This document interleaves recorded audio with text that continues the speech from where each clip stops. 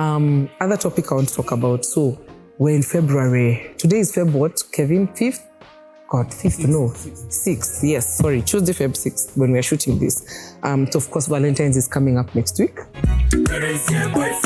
Guys, I am not here. Don't worry. It is not that kind of a video. I am not here to make you feel worse or better about the whole holiday or the history of it.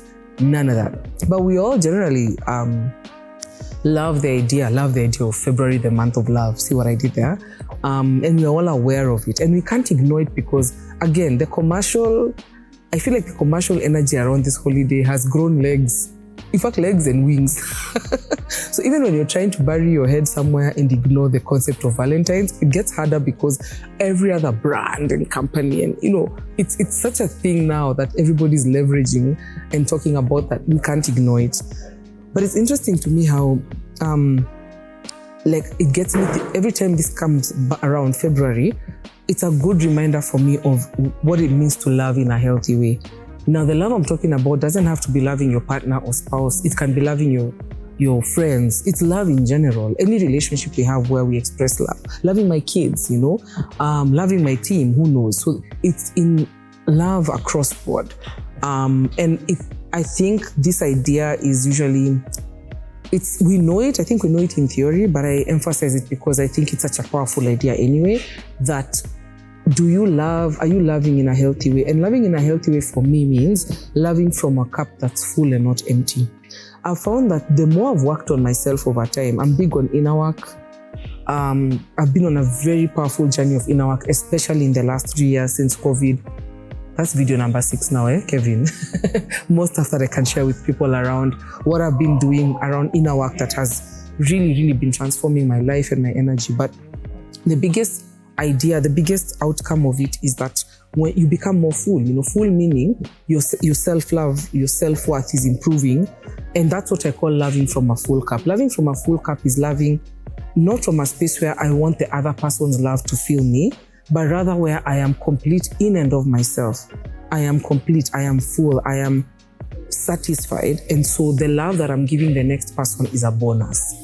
So let me give some examples. Let me start with my kids. Then parents will resonate with this. When you love your kids and you're expecting them to feel a certain thing in you, it's the beginning of unhealthy relationships, right? It can actually even be what we call codependency. It means I come from work and I'm expecting maybe the way my kids engage with me to be the thing that cheers me up after a long day of work. And with kids, you never know, man.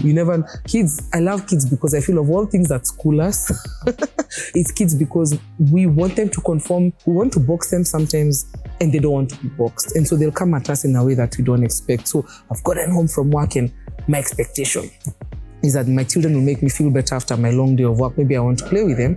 And then I get home and even my kids didn't have a good day. In fact, they are the ones, the happy mom is home and I'm the one supposed to be giving them now that love, which I don't even have, yeah? So in that moment, it's a ripe situation for frustration, both for them and for me, because they're coming at me as, Mommy, I need you. I want some love for you. I had a hard day. And me, I'm like, but me, I won't need you as my child because I think you'll make me feel better because the world out there has just made me feel frustrated.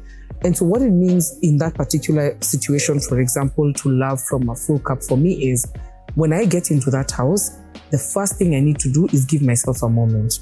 Are you seeing? That's me going to make sure I have a full cup before I engage them. So I'll say, hi guys, hi boys, could you give me a moment to put my bag down, whatever. Then I'll go to my room, close the door, and then find I call it my wusa. What's the thing that's going to reset my energy that I can give myself, not somebody else giving me? Now for me, it can be things, it can be music. Sometimes I'll put on my headphones and listen to music for 10 minutes as I get changed or whatever. For some people, it's a shower. Maybe you just need to take a shower to freshen up after the long day and it'll relax you. Maybe it's just sitting in silence. Maybe it's just, having your moment in your room quietly for the first time after your crazy day. Whatever that is, which doesn't have to be long, by the way, do that first. So when I do that first and then I come back now to engage with my kids, that's me meeting them with a full cup.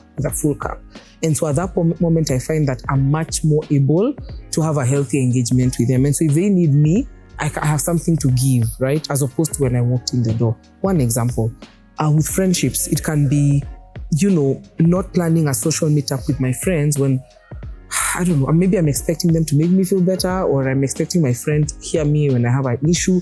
Or if that's what I want, then I tell them ahead of time, right? So again, what is it that I need to do to prepare myself for that moment I'm engaging with them if I'm not feeling like my cup is full, right? Or it's a thing of knowing, what does my friend expect from me when we meet? If they're also coming to me to help them with something and I don't have the capacity, then I shouldn't be going to meet with them. I don't know if my examples are making sense, but I'm just trying to say that for a lot of us, our struggles around love are not because of the other person. We need to look at ourselves first. And so ask yourself, how can I learn to love myself first, fill my cup first? Because if I don't do that, then I have nothing to give the next person. Yeah, so maybe this month, if you're struggling with the concept of Valentines yourself. Give yourself. In fact, can you give yourself your Valentines? Send yourself flowers. I would do that. Give yourself the Valentine's gift you wish somebody else gave you. And trust me, then suddenly the pressure will be off. Yeah. I'm Magic Evo. Yeah.